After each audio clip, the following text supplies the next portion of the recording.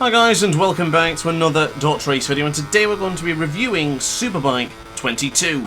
Now for this review I'm going to be recording this on PC and I'll be reviewing the entire game in 4K 60 FPS. My PC specs are in the description down below, so if you want to compare it to your own and understand whether you can run it at 4K 60 or any other settings that you want to run, you can check in the description down below.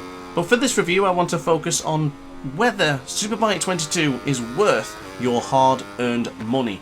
So far my feedback is I would recommend Superbike 22, but I want to discuss everything in detail before I can give you a full, honest opinion on Superbike 22.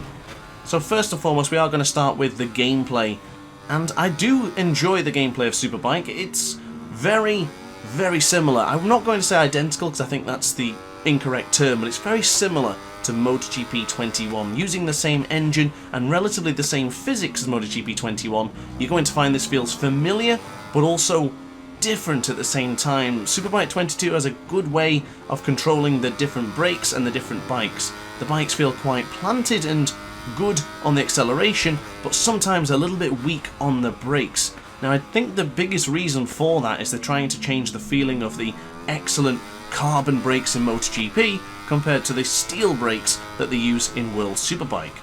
So far the feeling has been difficult to get used to since being so experienced with MotoGP 22 and MotoGP 21, but at the same time it's not been a frustrating experience to the point where everything feels completely different. It's just a fine balance. It's a familiar feeling with a small adjustment, and I like that. I think they've done a good job with the bikes in Superbike 22. I enjoy using them. Each bike feels different, from the Ducati to the Yamaha to the Kawasaki to the BMW or Honda. Did find that a few bikes work better for me, and you may find that some bikes work better for you and some do not work at all. But as far as the physics go and the gameplay, I do enjoy Superbike 22. Now as far as graphics go, I think the graphics are absolutely fine. Again, as mentioned, running the same engine as MotoGP 21 and MotoGP 22, the graphics are very similar.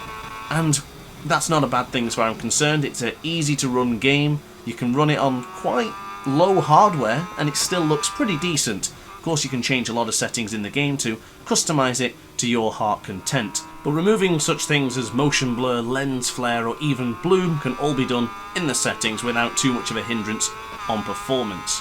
So the feeling of the wet weather conditions as well is captured quite nicely in Superbike 22. Feeling very similar to the way it was in MotoGP, where it requires a gentle touch rather than being so heavy-handed and aggressive with the motorcycles, which I think Superbike just done the same sort of job that MotoGP did. It doesn't need to be crazy difficult, but it's also more challenging enough to keep it fresh.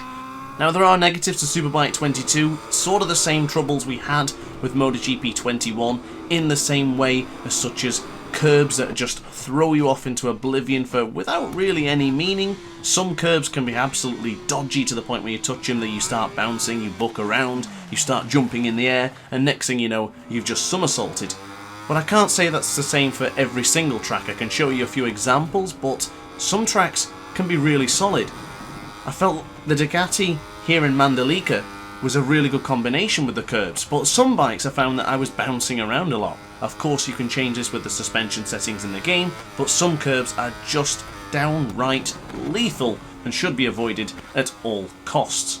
So that's enough about gameplay for now. Let's discuss what features are in Superbike 22. So from the main menu you can go into quick races where you can start a new race, you can load the race you're already up to, start a championship mode, or even do time trials where you'll compete for world records online. Career mode is what we'll get to later on. Multiplayer is your bog standard online lobbies, and of course we do have customization where you can create your own rider, change the stickers, the numbers and helmets, and try your luck and making your own rider. So basically it's a pretty standard setting which we've seen in many of Milestone games. Faces to choose from, age, nationality and number for your rider. All very bog standard, but it's as simple as that, and it's all it really needs to be. Personalization is key in Milestone games, from the stock helmets that you can choose, and the numbers you can choose from 1 to 99, the colour of your boots, the colour of your gloves, the colour of your knee sliders, and even your rider stickers as well.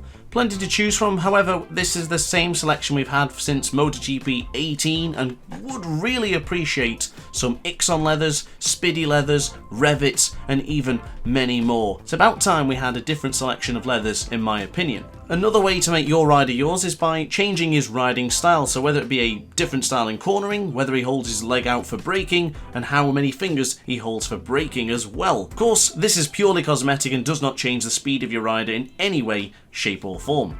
Now, still following the theme of customization, you can choose 1 up to 15 helmets and customize however the way you want to. If you have that artistic ability to create something special using the tools provided, then this is the spot for you. Up to 1,000 layers for you to lather onto a lid and customize it however way you want to. Now, I don't have the ability to create something particularly special, as you can see on screen, but the same can be said for the numbers as well. You can either use the custom numbers in the game and just change the colours, create some lettering, or even create some sort of personal design using squares, circles or boxes, whatever it is you use. Now, if you don't want to do the customization, that's fine. You can go online, you can just search for specific helmets and just hope that someone's already made it. There's some great people online who will even make these helmets for you, and some of those are actually in my Discord server, namely Sergio23 and Fuchs15. So to conclude customization, you can indeed create your own custom teams. You are given a selection of 3 sponsors per manufacturer, and which you can then change onto the bike and change the livery. But you cannot get the same freedom as you can with a helmet design or rider sticker, for example, but you can customize the colors and make that bike feel more like yours. They do feel like superbikes, and they do kind of fit in with the actual theme of World Superbike. These custom teams can be used in career mode, time trial, and just normal quick races. To my knowledge, they cannot be used online, which is a bit of a shame.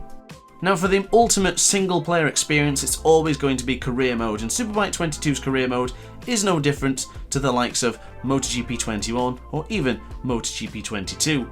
All 12 rounds are here in the career mode, from winter testing and even the official test of Misano in the year, and of course choosing from contract management, from replacing your personal managers to choosing which team you want to try and sign for next, gaining fans, gaining additional credits so then you can upgrade the bikes, doing testing and development parts to try and improve the feeling of the bike, maybe improving the engine, the frame, or the electronics perhaps. You can do everything that a rider needs to do to become a rookie in the World Championship to a star in World Superbike. Now, something I will always give praise to Milestone career modes is there is no stupid story regarding love interests and friends and enemies becoming rivals. It is just simply a basic career mode for you to stand out on track by using your customization and a chance to shine in the world stage. I do appreciate that a bit of personality, such as having a rivalry with a rider after maybe someone knocked you off, could be rather interesting, but as long as it was a real rider and not some sort of AI generated opponent. I touched base upon this earlier on, but we are going to be focusing on the development tests for the riders in career mode. So this is your chance to take your bog standard Kawasaki perhaps and improve it by generating research points for your engineers to put into the time and effort to improve your bike. Now, unfortunately, not everything is sunshine and rainbows when it comes to Superbike 22's career mode. Currently, at today's date, this game is broken in career mode, which could completely change your opinion on this entire review. Career mode is broken for race 1s, Super Bowl races, and race 2s are apparently fine, but the point is that career mode is broken. Unfortunately, the race rankings do not update in a real race sense. They actually update in a way of a Super Bowl timing, so the fastest lap actually wins the race rather than positioning on track. It is a massive bug and it's a huge disappointment, but I'm very confident Milestone will fix it. I've already been in conversation with them, told me they've found the bug and they know what to do to fix it. So fingers crossed for the next update, that will be a thing of the past and we should be good to enjoy our career modes. So to change the mood a little bit, I would like to look at the tone of Superbike 22 and also have a look at some of the riders up close and personal. The attention to detail in Milestone games are always pretty solid and Superbike 22 is no exception. However, I would like to see some changes to the riders themselves. There's a lack of personality on some of the riders, such as Alvaro Bautista's being the same size as everyone else. Would like to see some smaller riders, maybe riders who are a little bit stockier, they have a bit of a change. Maybe a rider who has a little bit more hair flowing out of the back of the helmet would be a nice addition for the future of Milestone games, because every rider relatively looks the same. It's not the biggest issue in the world because when you're racing, you're not really looking at who's got luscious locks coming out of the back of their helmet. You're more so focusing on the sheer feeling of the bikes, and I guess that's what really matters the most. but nonetheless, still love the way the bikes look in Superbike 22. So continuing on with the feeling of Superbike 22, I do love how they've included every single tyre, which is also specific to certain rounds, so you can't always use the same tyres in a certain track. Some tracks it's banned, and then some tracks you can use a particular tyre. Do love the way they included that, and even qualifying tyres for the Superpole sessions. I'm a big fan of the intro of Superbike 22, it captures that TV aspect, that TV feel. For some reason there isn't any commentary in this game, which is rather surprising, but I do enjoy the fact that it does feel like Superbike, so I'll always give praise for detail. But to conclude this review, my feelings are as follows. I do very much enjoy Superbike 22, and I've had a great time with what I've played, from making content to playing on my own, and even this review. End result is, I would recommend Superbike 22 only when the career mode has been fixed. If career mode's not been fixed, then I'd say maybe wait for later on. But that is going to be it from me, guys. I really do hope you enjoyed this video. If you did, be sure to give a like, and if you would like to leave a comment about something I've perhaps missed or something you want to discuss, let me know, and I'm more than happy to get in touch with you and have a good old chin wag. But upon that note, guys, thanks for watching as always. Like, comment and subscribe, and ciao for now. Oh hi, didn't quite see you there. Good to see you're still here. If this video didn't quite sate your appetite, then why not watch some more DrAce content by clicking the video shown on screen now. Furthermore, if you would like to follow me on social media, you can do so now with the links down in the description. Consider subscribing so you don't miss a single DrAce video.